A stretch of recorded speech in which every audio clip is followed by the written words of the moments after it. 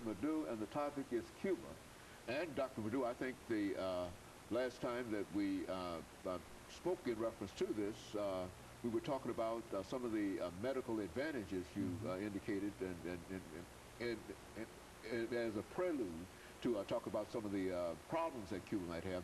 But let's say make some additional statements in reference to medicine in Cuba. Yeah, like I said, Cuba has one of the best medical, systems in the world today.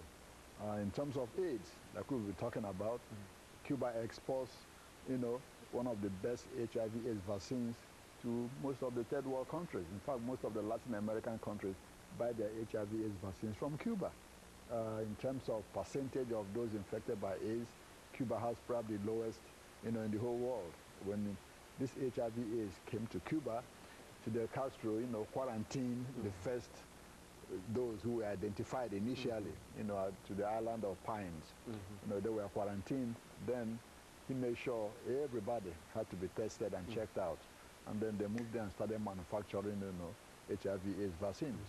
So that today, countries like Venezuela, Bolivia, you name it, Mozambique, Angola, a lot of them import their HIV/AIDS vaccines from Cuba. In terms of eyesight, Cuba has one of the best.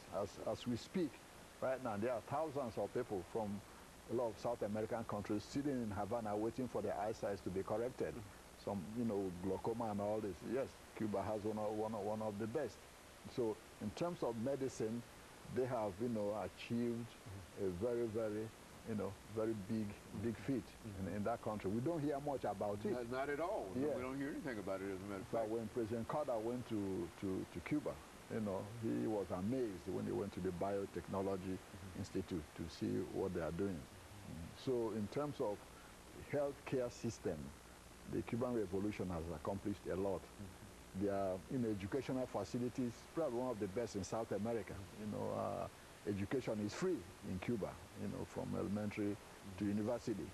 So they have probably the highest literacy rate in the Western Hemisphere, even higher than ours here. Yeah, about 99%. That's extraordinary. Yeah, about 99.9% literacy rate in Cuba. So that's a gargantuan accomplishment.